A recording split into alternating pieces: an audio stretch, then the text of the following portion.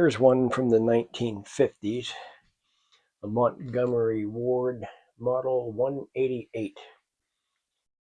And it says there, precision round bobbin, model 188, made in Japan. Nice metal tag. It's just a straight stitch.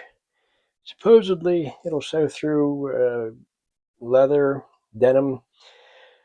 It's an extremely clean sewing machine from probably 50s, early 50s, mid 50s or so. For something this clean, I just can't believe the wiring is in such bad condition. I mean, this is how somebody was in there and had that all wired up. Pedal was like brand new, and then this glob of wire was with it. So it just came undone. There's even some wiring done on the back side by the motor. So I need to go over all that. So I just borrowed this little foot switch and this plug from another machine just to test it. So I'm just going to put some thread in it and see how it sews. Get a little close up there of that metal tag with the round bobbin. And then even all the numbers there. I mean, super clean. The Montgomery Ward emblem. No scratches in it. And the paint in it, super nice. I like this. It has a little hearts. A little design with hearts all around it. Even on the metal plate up front.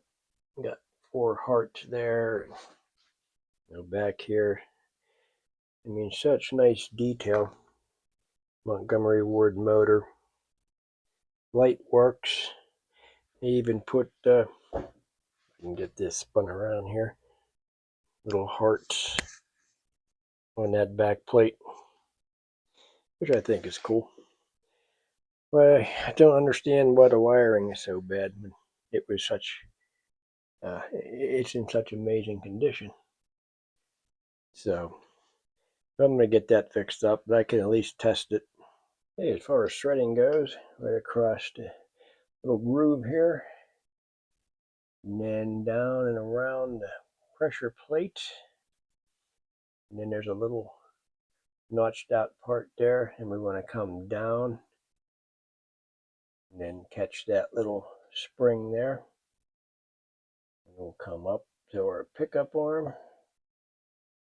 do that little tiny hole, and then snap it in this one, around this hoop, and then right through the needle.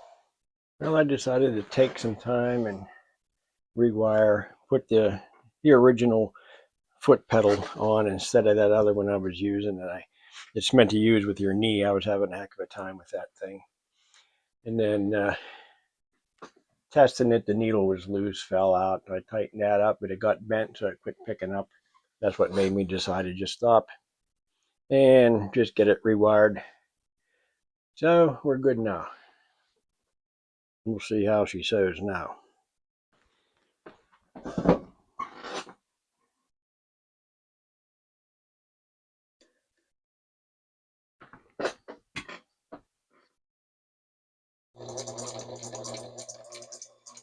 Yeah, nice and smooth.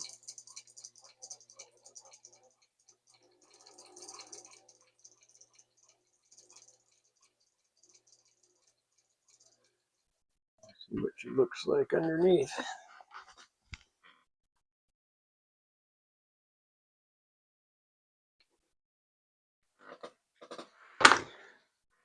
Well, tell you what, that top stitch looks nice. Same with the bottom. Yeah, it's a real nice machine. And there's just, I wish you could smell how good it smells with these old machines. They just give out I don't know, an old smell, like the oil in there just from years ago. I don't know, I can't describe it. But yeah, that's a really nice stitch. I'm impressed. Thing has a few issues like this bobbin winder. I mean, Must have been hanging like that for years in a closet in the heat or something. Just stretched it out and it's junk. But I tell you what, though, it's loose. You know, there's no rust in there at all. So if I get a new wheel, plus there's a, you can't really see it there, but there's a big flat spot right in there on that wheel. So it's junk.